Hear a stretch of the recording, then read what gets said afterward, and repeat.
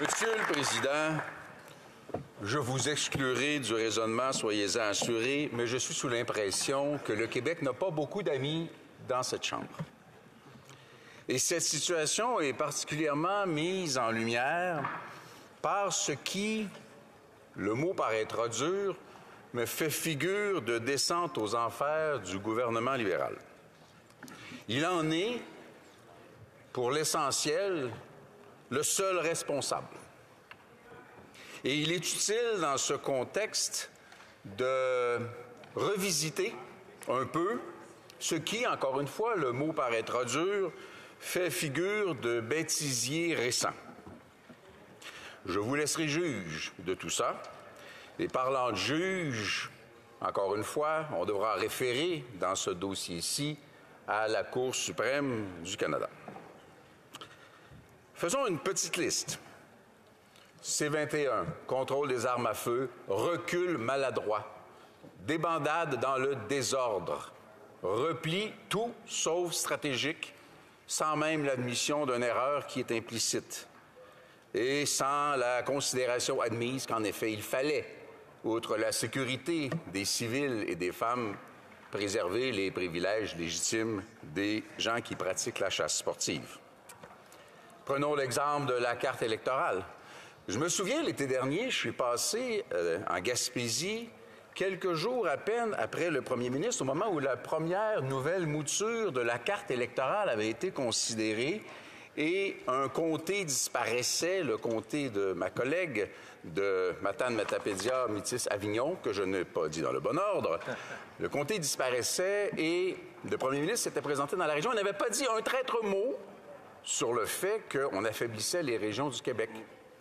Il y aurait peut-être même une menace pour la volonté exprimée par la députée de Gaspésie-les-Îles de préserver ce dossier. Pas un mot du premier ministre, et encore cette fois-ci, pas un mot. Le gouvernement abandonne essentiellement sa députée ministre. Medicago. Medicago, une entreprise, un fleuron technologique de recherche qui, par une espèce de négligence perpétuée dans le temps et des interventions souvent trop tardives, risque de voir le résultat du génie québécois s'en aller, sauf bonne foi de Mitsubishi, s'en aller au Japon, avec ce qui, de facto, sera une perte majeure, bien sûr, pour l'État québécois et l'État canadien. L'acquisition par Excellence Paper interposée par Sinamas de produits forestiers résolus, 25% des droits de coupe de forêts publiques au Québec, et ça ne se qualifie pas dans le nouveau projet de loi C-34 qui ne protégerait même pas ça. Mais mon Dieu, si on ne protège pas ça, on protégera quoi avec C-34? Évidemment, transfert en santé. C'est vraiment un truc fort intéressant. Et ici, entre tous, nous verrons qu'il n'y a que le Bloc québécois qui, non seulement parle pour le Québec, ça, on s'y attendra, mais on se trouve être le porte-parole du Front commun des provinces. Voilà. Le Bloc québécois se porte à la défense et il est le seul du Yukon, de l'île du Prince-Édouard, de la Nouvelle-Écosse, de l'Alberta. Mais quand même, on va attendre les remerciements des banquettes voisines. Il n'y a que le Bloc qui se porte à la défense de la volonté des provinces, des territoires et du Québec, les autres faisant preuve entre opportunisme et mollesse. Et là, on va nous dire, oui, mais c'est une perte de temps ce que vous faites. Mais c'est pas une perte de temps. C'est extrêmement révélateur du fonctionnement. Bon, McKinsey, écoutez, je n'ai pas le temps de faire le tour de tout ce qui touche McKinsey, et il y aurait beaucoup trop de secrets à sortir de plein de boîtes occultes. Mais McKinsey en éthique, McKinsey en lobby, McKinsey en défense, McKinsey dans des offres à commande dont l'ancien grand patron est assurément moins naïf que ce qu'il a bien voulu nous faire croire en comité, qui dit lui-même, vous savez, les contrats qu'on a fait signer par le gouvernement canadien, moi, si j'avais été le client, j'aurais pas signé ça. Quand même intéressant. McKinsey et immigration. McKinsey et Century Initiative. 100 millions de Canadiens, comme c'est joli. Mais ça en fait beaucoup, beaucoup, avec, bien sûr, l'incapacité pour le Québec d'absorber au gré du temps, en français et avec nos valeurs, le nombre d'immigrants que ça commande. Poser la question à M. Barton, avez-vous tenu compte du Québec? Avez-vous tenu compte du Québec? Pas pantoute. C'était pas sur l'écran radar. Si on s'en fie à l'ignorance exprimée, ma foi, je veux devenir patron de McKinsey. Tu travailles pas trop, tu dis que tu sais rien, et je soupçonne que la paye est pas si mal. McKinsey sur les frontières, sur la gestion des frontières, il y a un rôle à jouer là-dedans, et bien sûr la langue et l'identité. L'instrumentalisation du chemin Roxham et les nouvelles révélations récentes. Ma foi, aux passeurs criminels, d'un côté comme de l'autre de la frontière, maintenant, on ajoute, et mon collègue de Lac-Saint-Jean y référait, le tout inclus. Voici le billet d'autobus. On se cache pas. Écoutez, on vous les chipe. Parce que, après un bref moment d'inconfort, les menottes, on veut pas ça, personne. Après un bref moment d'inconfort avec les menottes, c'est le bonheur parce que c'est Québec, c'est le Québec. Et c'est aux frais du Québec que ces gens-là sont accueillis de façon humaine par la suite. La nomination de Mme El-Gawabi. Écoutez, on ne refera pas tout le discours et je ne veux pas le personnaliser. Mais on a bien vu que dans la capacité d'isolement, le gouvernement est extraordinaire. S'il fallait que nos maisons soient aussi bien isolées que le gouvernement, il ferait chaud chez nous. Et bien sûr, le renvoi en Cour suprême de la loi québécoise sur la laïcité dans l'espoir de la casser. Les divisions sur C13. Wow! C'est assez spectaculaire. Je ne m'inviterai pas au caucus du Parti libéral, et je pense que mutuellement, ils ne le souhaiteraient pas non plus, mais il doit y avoir des conversations assez passionnantes. Ça doit être aussi fascinant que de parler d'avortement chez les conservateurs. Il y a peut-être des petites choses à régler. Nous, ici, ça va très bien. Ça va très bien. De l'autre côté, ça se passe très bien. Et la langue aussi, la loi 96, risque de s'en aller en Cour suprême. Et là, finalement, on arrive à notre point, c'est la clause dérogatoire. La clause dérogatoire qui pourrait se retrouver en Cour suprême, mais c'est assez intéressant parce que sur le principe, allons-y sur le principe. Papa Trudeau disait qu'il fallait s'assurer que la volonté du législateur, ultimement, ait préséance. Et c'est la raison pour laquelle, dans la Constitution de 82, que nous, pour notre part, on classe plutôt parmi les documents odieux. Surtout que, rappelons-nous que nous n'avons jamais adhéré à cette Constitution, ça commence à faire quelques semaines. Il y avait ce principe d'assurer la préséance de la démocratie, des parlements. Ça a été testé rapidement. Dès 1988, Larry Ford établissait, d'une part, que le recours à la clause dérogatoire était légitime et que le rôle de la Cour n'était pas de tergiverser sur le sexe des anges qui passent, mais bien de juger du fond et de la formulation des choses. Le fond et la formulation des choses. Et rappelons-nous, pour sa mémoire, que M. Lévesque avait invoqué et installé, bien confortablement, la clause dérogatoire dans l'entièreté des lois votées à l'Assemblée nationale du Québec. Il y eut bien quelques crises d'apoplexie, mais le Canada y survécut.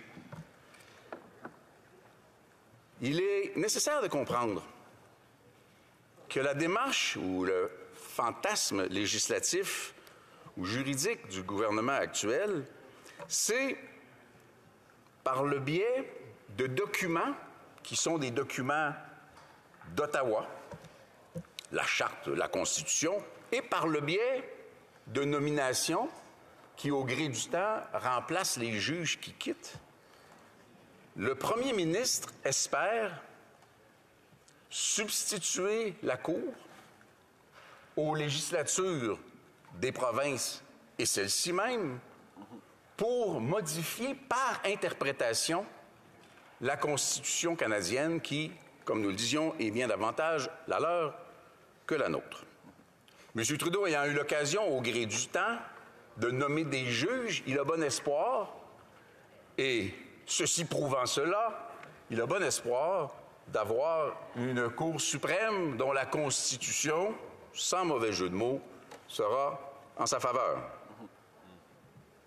Modifier la Constitution par son interprétation par des juges qu'il aura nommés. Ça existe ailleurs dans le monde et c'est rarement un procédé honorable.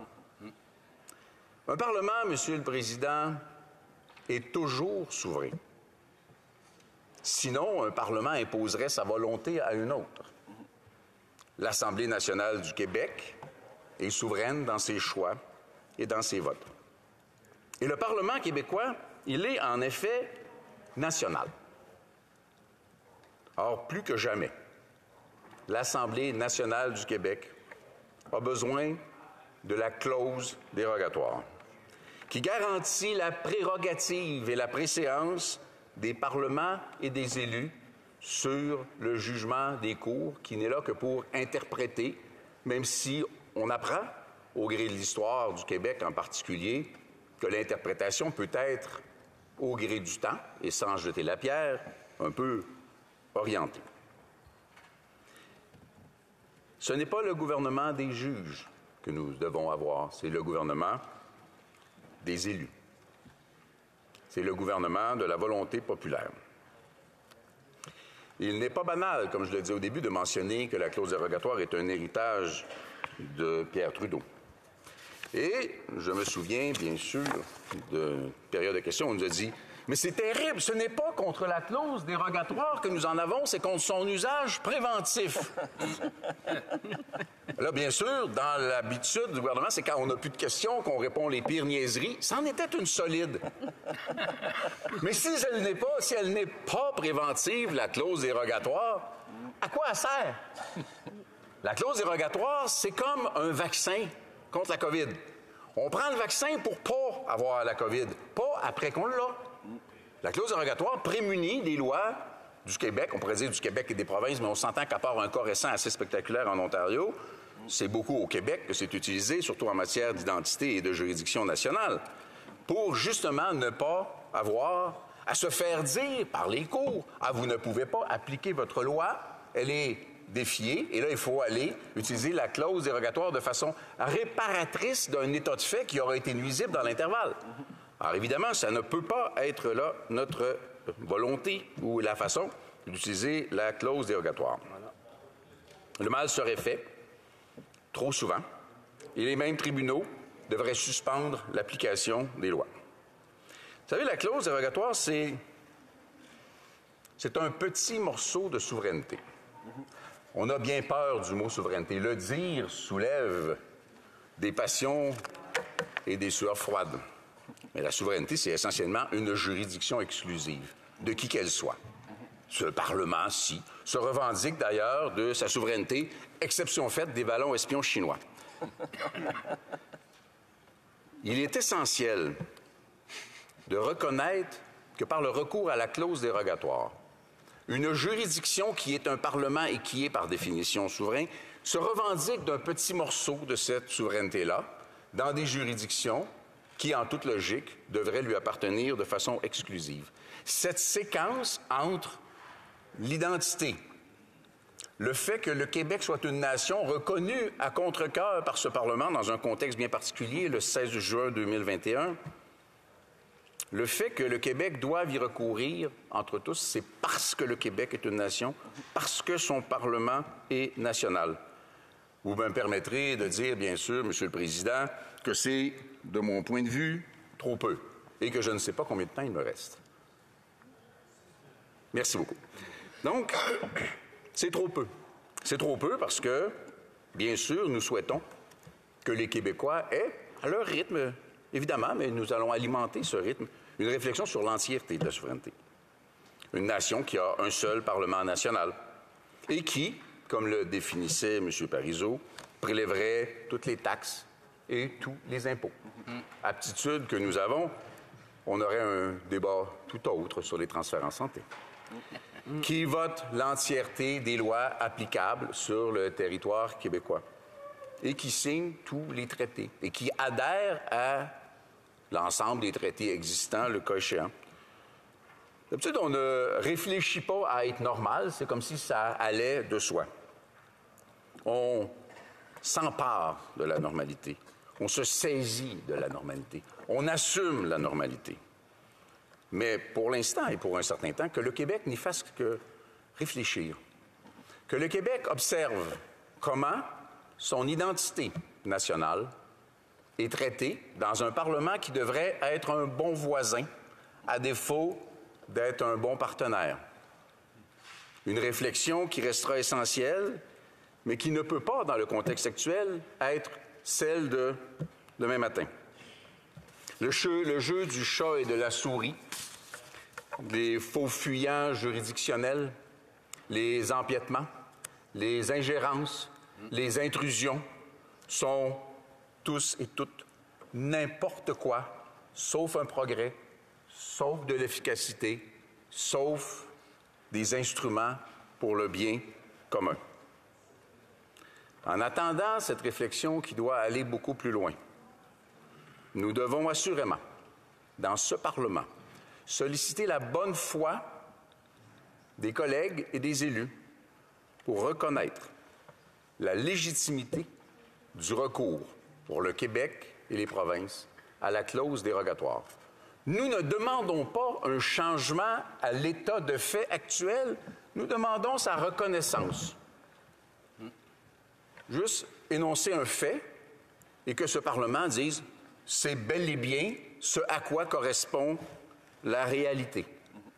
Énoncer un fait contre lequel un vote serait de mettre au défi la Constitution même du Canada.